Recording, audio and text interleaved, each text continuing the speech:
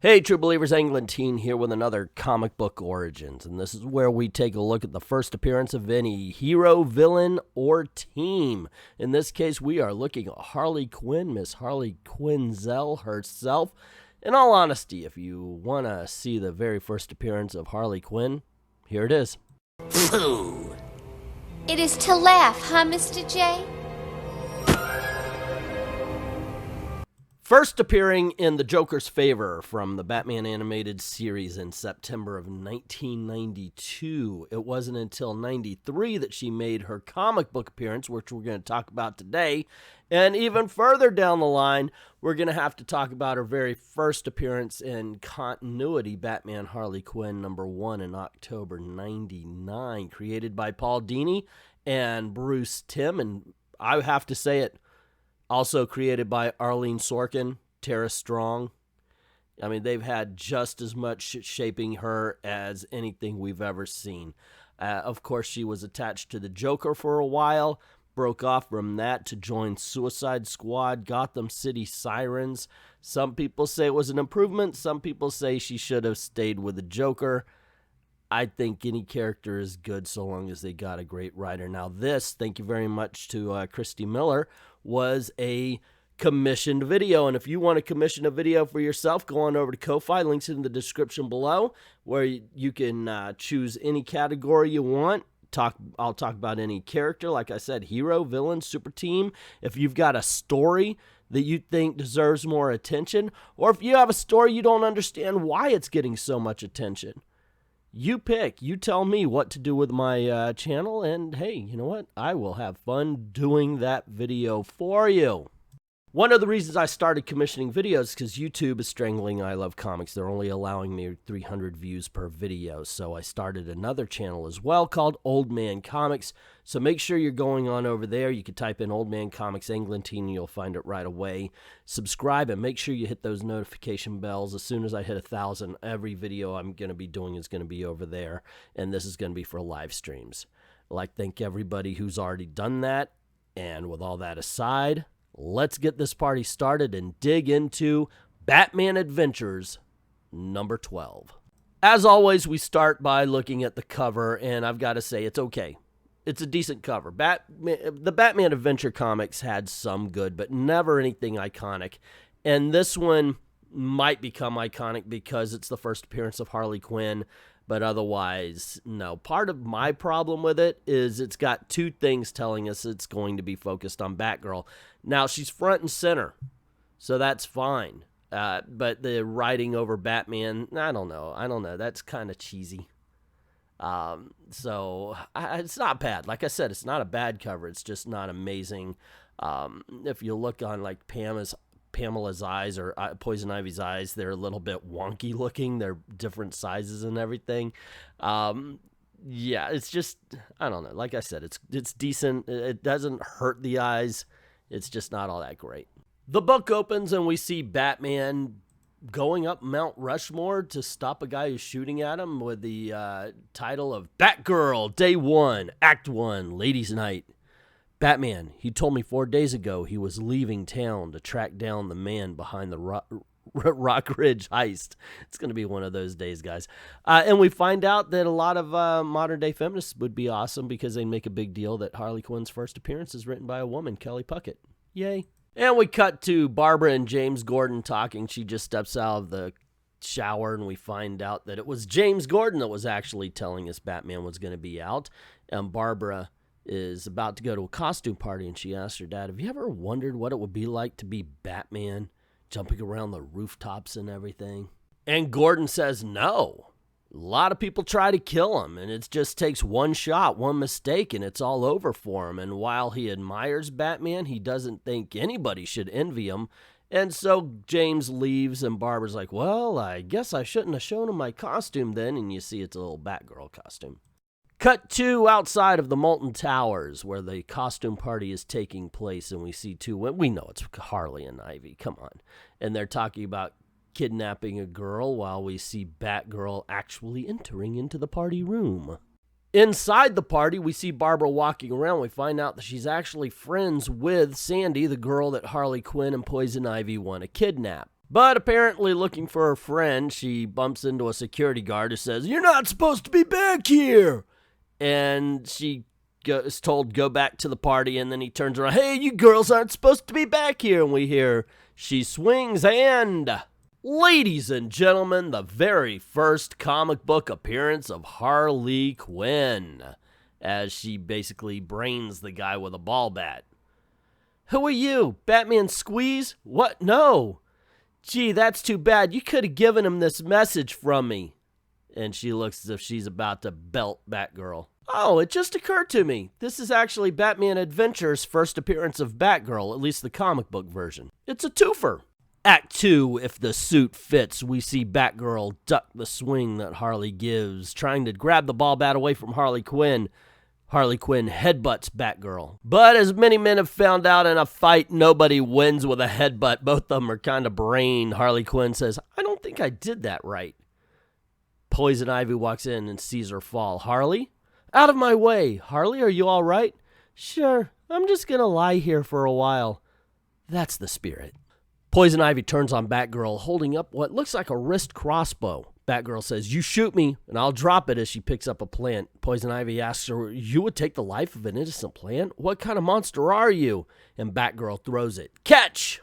Batgirl uses the time that Poison Ivy is distracted to jump into the room that the two villains are in. Seeing her friend Sally sitting in a chair, she uses another to block the door and begins to untie the victim. Sally asks Batgirl, "Who are you?" And she replies, Batgirl. Batman couldn't make it." They see the door bulges. Harley Quinn and Poison Ivy try to burst through it. Batgirl says, "Come on," and they begin to run away. Sandy says, and yes, I realize I called her Sally, don't at me, says, "Wow, I can't believe we made it. You were amazing back there. You just beat up Harley Quinn and Poison Ivy." And Batgirl's like, "I guess I did, didn't I? You know, this isn't as tough as I thought it'd be." Famous last words, of course, as Batgirl rounds the corner. "Hey, Batchick!" And she sees Harley Quinn standing there holding a really big gun. And then, blam! Somehow Harley missed. I mean, she literally admits to it. Missed. Well, at first you don't succeed, but then she gets hit by the security guard. And as Batgirl saying, "Thank God she tried to kill me," she's taken out by the security guard as well. We see Batgirl sleeping, but when she wakes up, Catwoman! And we see that Harley Quinn, Poison Ivy, Sandy, and Batgirl are all tied to tables. Poison Ivy suspects Catwoman of stepping into their arena trying to kidnap Sandy, but she's like, "No, the diamond up there? It's really rare, and I had all the guards switched out with my own guards, and I'm going to steal it." And Batgirl's like, "Wait a second, Gordon picked out everybody by hand." And she's like, "Yeah, still. That's what I do." Finally, one of Catwoman's guards yells, "Hey, we broke through, Catwoman, we're in." Catwoman leaps through the ceiling. "Don't move, don't even breathe." And she removes the diamond. "Ciao, girls. Kiss, kiss." So Batwoman tells, wait, why did she tie Poison Ivy up with her dart gun? Because she says, "Hey, if you shoot me with one of your darts." I mean, Poison Ivy has the limberness to shoot Batgirl's ropes. She had the opportunity to shoot Catwoman. That's just dumb. Not good planning on Catwoman's part. Anyway, Batgirl escapes. Batgirl uses her escape time to throw a dart through the glass case that held the diamond, causing the alarm to go off. Catwoman tells her men, "Hey, you guys get into an elevator and you go and distract the cops, and I'm going to get away with the diamond. And next time we do a heist, I'll distract the cops." And they're like, "Wait a second, we'll get arrested," because, you know, how do they get anybody to ever work for them a second time? That's what I always wanted to know about Batman villain henchmen. Catwoman bursts into the rooftop, obviously making fun of the men she just duped. Batgirl steals the diamond, and Catwoman's like, "Oh, little girl, you are out of your league." Batgirl says, "I know," and she throws the diamond overboard, like she's out to sea. She throws the diamond over the side of the rooftop, and Catwoman's like, "I'll get you next time." Catwoman, she's right there. Get her now! Just saying. Anyway, Catwoman leaves and Batgirl looks down. She just threw the diamond on the fire escape, yet neither one of them heard the... You would think it's diamond on metal. You would hear something, right? Silliness. And back at the party, cops are taking statements. One guy's actually talking to what looks like a woman dressed as Charlie Chaplin, asking her, "So, you're really not a tramp?" Which, come on, dude. Get a better line. Barbara sees James and yells, "Dad!" And he's like, "Hey, you're all right." And she's like, "Yeah, I was nowhere near the action. I was off with myself eating munchies." And he goes, "Hey, where's your costume?" She's like, "Oh, I threw it away. It didn't fit." And there we go, gang. The first appearance of Harley Quinn. It's more of a Batgirl story introducing her into the comic book series, but there you go. And here's the cool thing. It was a good story, but most of those Batman adventures were. If you like the comic, you're going to like or if you like the cartoon, you're going to like the comic. Good for kids and adults. Now, Christy didn't just ask for the comic book first appearance there. She asked for the origin story, and aren't we madly in love with the origin of Harley Quinn? I think so, and we should take a look at that right now. Batman Adventures Mad Love, starring Harley Quinn and the Joker, and of course Batman. Always taking a look at the cover first. I've dug this one since the beginning. I really do. It's not my favorite of the two covers, though. I mean, I like Joker coming out of the Joker card. We've got Batman on his bat symbol. You know, Harley Quinn obviously in love with the Joker. I am a fan of the relationship, and yes, I know what it means for Harley Quinn, but I think it adds depth, and I think it's something that needs to be looked at. This is my favorite cover. This has more of the animated series feel. Like the other one is a bit too cartoony. This one really does look like it could be a panel right out of the comic book, and that's why this one has always been my favorite. Which one is yours? Let me know in the comments below. And let's get down to checking out Batman Adventures Mad Love. The book opens with Jim Gordon at a dentist office. He's called and he walks by himself to the dentist office. Usually you have somebody walking with you, but this is a weird one.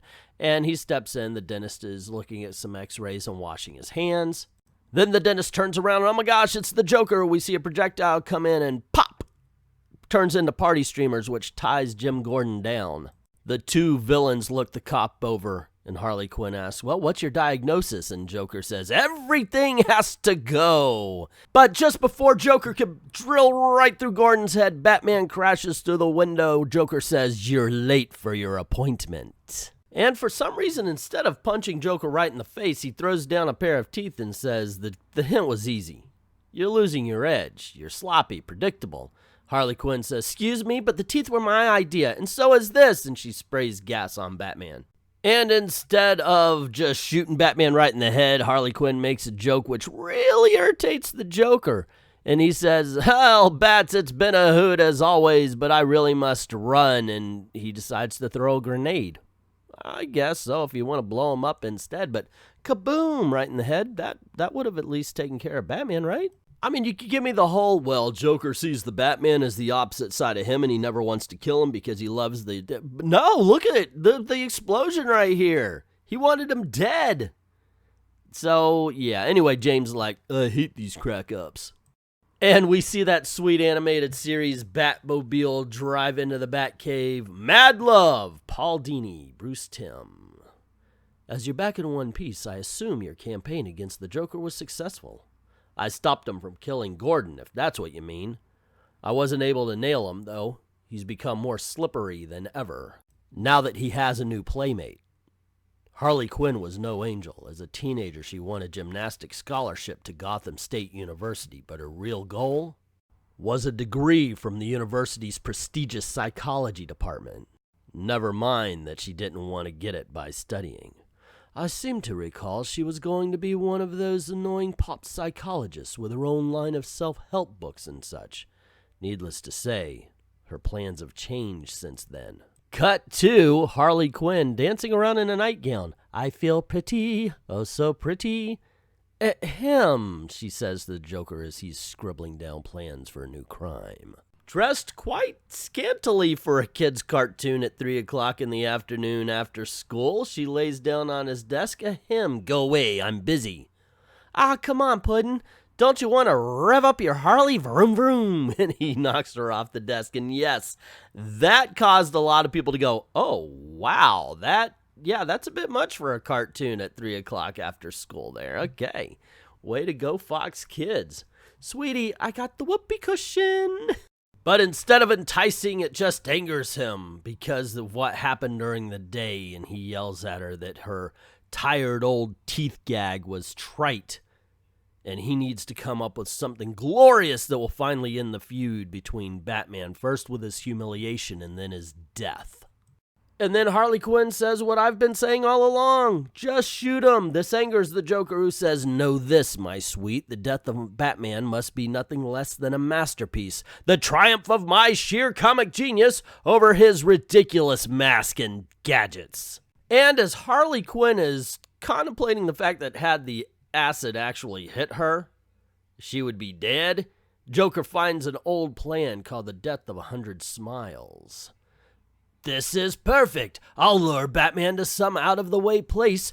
Then when he least expects it, bang! Spring a hidden trap door and drop him into my specifically prepared piranha tank. Ha ha! The last thing he'll see is all those beautiful, hungry smiles as they rip him to... Oh, wait. I know why I didn't go through with this. Oh, wait. Now I remember why I scrapped this plan. Piranhas can't smile. I know how to make some smiles pudding. And this is when any YouTuber has to ask himself how many of his viewers is he traumatizing by doing trying to do a sexy Harley Quinn voice while sick with the flu. Or any time, actually. And we do get a bit of clarity from Harley Quinn. She's being led by the nose downstairs, yelling, ow, ow, ow, ow. She's kicked into a room with her hyenas, and she says, another night I get all dolled up. Another night I get the boot. Face it, Harley, this stinks. You're a certified nutso, wanted by the law in 24 states and hopelessly in love with a murderous psychopathic clown. But then we lose her again as she talks about how her life went to pot, and she's asking who's responsible, and she's like, Batman! It's always been Batman. He's coming between me and my puddin'. And Harley Quinn remembers, my first day at Arkham. Gosh, I was so nervous and jazzed. And she meets a doctor. Harleen Quinzel, I'm Joan Leland. Hi, Joan, call me Harley. Everyone does. I must admit I was surprised you wanted an intern here at Arkham. Anyone who had gone through med school with grades as high as yours could have written her ticket anywhere. And Harley tells her that she's drawn to extreme personalities, and the doctor's like, and high profile. And she goes, hey, you must admit the super criminals do kind of have an attractiveness to them. And she's like, look, if you're trying to make some sort of tell-all book, you've got another thing coming. But Harleen doesn't listen. She's attracted to one in particular, the Joker. They'd eat a novice like you for breakfast. Understand, Harley? Oh, absolutely. Later, Harley walks into her office and sees a rose that was sent by just one initial, J, and she knows it's the Joker. She walks over and asks, how did this get into my office? Joker says, I put it there, and Harley's like, oh, well, I guess Leland would be interested to find out you're out of your cell. And he's like, yeah, you would have told her already if you were going to. And then he flirts with her, saying that he really likes her name. It's a name that would put a smile on his face. And that someone like that could really be someone the Joker could tell his secrets to. And this causes Harley to think, it took nearly 3 months of pleading before Dr. Leland finally gave in and let me do a session with the Joker. She told me he was an animal, plain and simple, a fiend who enjoyed twisting the minds of those stupid enough to trust him. I was determined not to be taken unaware and studied up on all of his jokes, tricks, and gimmicks. Then I went in ready for anything. You know, my father used to beat me up pretty bad. Anything except that. The Joker begins to tell a story about his dad beat him and then says, I only remember one time when my dad was really happy, and he talks about a time he went to the circus, and every time a clown would pick something up, his pants would fall down and his dad would laugh out loud. So one night when he comes home late, he decides he's going to make his father laugh and drops his pants. And his dad just howled with laughter. And then he broke my nose. I still like to think he was aiming for my fanny and missed. At least that's what I told myself when I woke up in the hospital 3 days later. But hey, that's the downside of comedy. You're always taking shots from folks who just don't get the joke. Like my dad. Or Batman. Thanks, Doc. I feel a lot better. Same time next week? Sure. And then, of course, we see the notes that Harley Quinn has taken in the main cause for Joker's problems. Batman. In the weeks ahead, it soon became clear to me that the Joker, so often described as a raving homicidal madman, was nothing more than a tortured soul crying out for love and acceptance. A lost, injured child looking to make his world laugh at his antics. And there, as always, was the self-righteous Batman, determined to make life miserable for my angel. Yes, I admit it. As unprofessional as it sounds, I had fallen in love with my patient. Pretty crazy, huh? Not at all. As a dedicated, career-oriented woman, you felt the need to abstain from all amusement and fun. It's only natural you'd be attracted to a man who could make you laugh again. I knew you'd understand. Any time, the Joker says. Then there was that horrible week when he escaped. The poor thing was out on a run alone and frightened. I was so worried. And then she hears a noise as people are running, and she sees him, looking beaten and bloodied by Batman, who looks like he himself had been put through the ringer thanks to the Joker. But Harley Quinn doesn't see that. She holds the Joker in his arms, giving Batman a look that causes him to pause and back up. As they pull the Joker away from her, she cries, reaching out to him. And then she decides to do something about it. We see Harley run into a costume tricks and novelty shop, and as the clerk yells at her, obviously she puts him through the window as he's laying halfway in and out. She sneaks into the hospital, knocking out a guard, throwing a stink bomb, and then, boom! Shakalaka. Okay, it doesn't say shakalaka. I had that. Knock, knock, puddin'. Say hello to your new improved Harley Quinn. And we get to watch the two make their escape from the hospital using all of the tricks that Harley brought from the shop. And finally, we get to see Harley Quinn in the future that she had thought of, with Batman's head on the wall and their kids running around. Daddy, JJ's poisoning me again. Well, just poison him right back. But that dream will never come true as long as there's a Batman around to torment my puddin'. So Harley sees Joker sleeping, looks at his plans, and eureka! She has an idea. Later, we see the bat signal, and Gordon holds out a package. This came for you. To Batman, from H. If this message reaches Batman, I hope it's not too late for you to help me. I know how unbelievable that sounds, but it's no joke. Mr. J's gone off his nut for real. After you stopped him from killing Gordon, He swore he'd get even, not just with you, but the whole city. He's gonna wipe out everybody. I've seen the plans, the gas bombs, everything. At rush hour tomorrow morning, Gotham becomes one big grinning ghost town. I finally realize that this isn't funny anymore. All the people he's hurt, all the people he'll kill. I can help you get him if you promise me protection. Come alone. Red flag. Come alone to Pier 16 at the port of Gotham tonight at midnight. I'll hand over everything I've got, but only to you. You're the only one who can stop them. So Batman sees Harley Quinn on the pier. He says he's been there. He's checked for traps. He sees that she's alone, looking scared. He asks her to open the case that she brought, and she understands because of, the past. She's worried about booby traps. And when he's looking over the plans, they hear, "Traitor!" Traitor!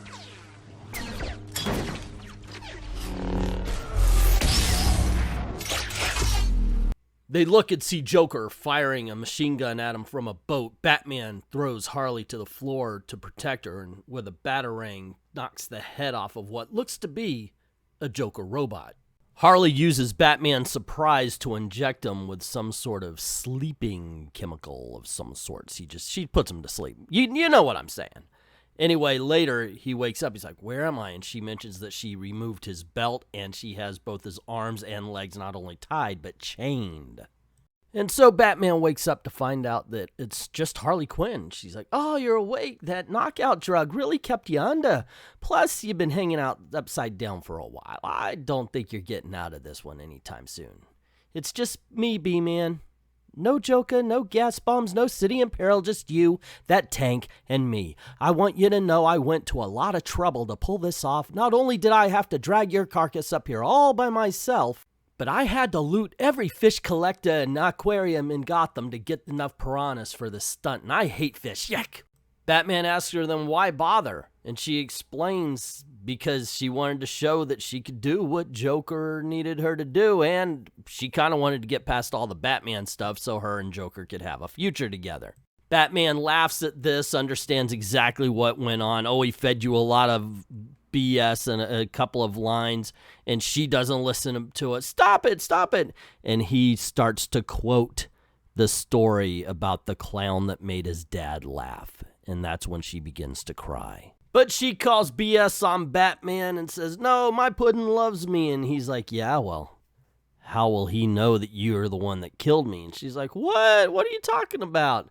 And he says that the piranha are going to eat me, but they're not going to leave much behind. And you could fake all of the stuff that they leave. So nervous and wanting to prove to Joker that she could do it, she gives him a call, and he's still just pacing back and forth, wondering what plan to do to catch Batman, to kill Batman. And he answers the phone. What? You have, Batman, you say. You have who? Tied up where? And Joker just takes off, and he could just imagine everybody thinking, oh, there goes the dude whose girlfriend killed the Batman. Cut to Jim Gordon, who's like, everybody come on, the chopper police, they found Joker, and he's heading somewhere. We got to go get him. Well, nuts to you, Mr. Smarty Bat. When I told Mr. J what I was doing, he was so thrilled he could hardly speak. He's on his way right here now to watch you feed the fish, and then... And she once again imagines her dream life with the Joker. Harley!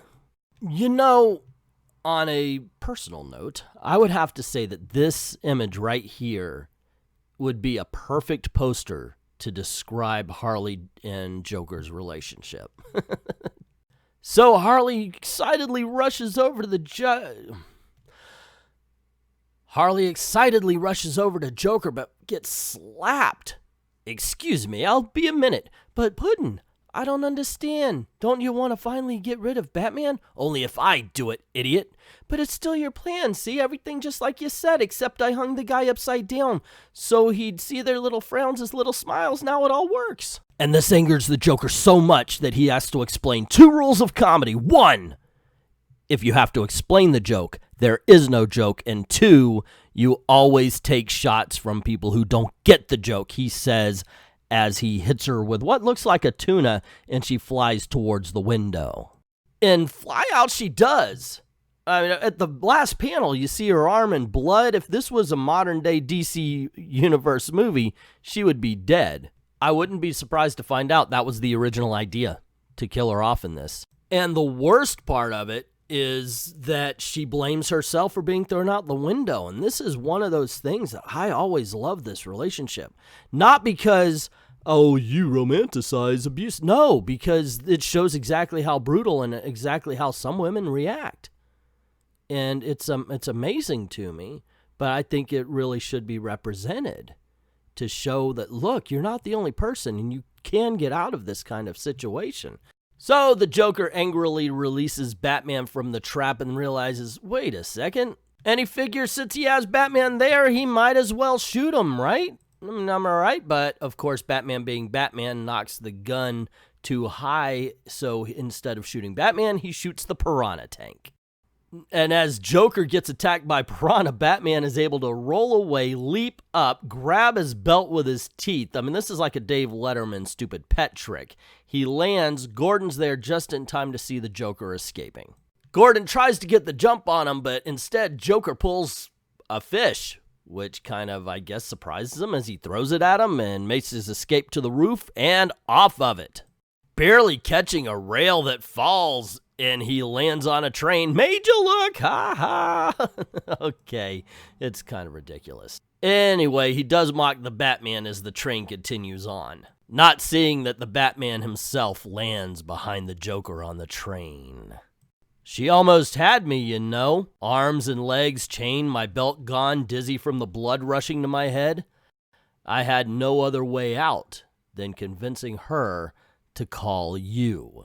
I knew your massive ego would never allow anyone else the honor of killing me, though I have to admit she came a lot closer than you ever did, Puddin'. And this just drives the Joker into a mad rage, and like an animal, he leaps towards the Batman. grabbing the Batman by the throat, strangling him. The Batman gets out of it by boxing the Joker's ears, only to receive an elbow to the face. Countering with a roundhouse kick, Batman gets socked in the stomach and then the head, and that's when Joker pulls a knife and, laughing, goes towards the Batman. And BAM! Batman uppercuts him off of the train and into the smokestack while Joker yells, "Oh no, not again!" And the TV reports. Though a body has not yet been found, it seems extremely unlikely that Gotham's clown prince of crime has survived his latest brush with the Batman and the police. Still, he has been notorious for resurfacing when least expected. Never again. No more obsession, no more craziness, no more Joker. I finally see that slime for what he really is. I'll serve my time peacefully, heal myself, and get out of here. I will. Well, Harley, I hope you've learned your lesson. But probably not. And to think you were so strong, so sure of yourself. So tell me, Harley, how did it feel to be so dependent on a man that you'd give up everything for him, gaining nothing in return? It felt... And she looks to see a flower, a rose, with a card that says, "Feel better soon, Jay." It felt like a kiss. It's cringy, not in a bad, in a bad way. It's like, damn, I like the narrative of the relationship. I just don't like the relationship, It is kind of hard to watch, but it's so good. And Mad Love, in my opinion, is one of the best animated series stories of all time, hands down. Anyway, gang, there you go. The first appearance and the origin story of Harley Quinn. This was a long video, I know. I don't think a lot of people have made it all the way to the end, but if you did, what did you think of it? Let me know in the comments below, okay? Not just of the story itself, but of the video. What can I do better? What can, what do you not like? And I understand voices are terrible, so don't at me, bro. Anyway, let me know in the comments below, but don't forget to click like and share. Get word out about the channel because YouTube is not sharing. YouTube is squeezing the life out of this channel. That's why I started Old Man Comics, so don't forget to go sub over there. And if you haven't subbed here, do that, and make sure on both channels you're ringing the bell and that you have notifications on, because that's all YouTube cares about. And don't forget to go on over to Patreon or to Ko-Fi, and if you want to commission your own video, you can pick any topic, any subject, any character, any object, anything, and I'll do a video onto that. I'd like to thank everybody who's already done that, and to everyone, all of the true believers, thank you very, very much for watching.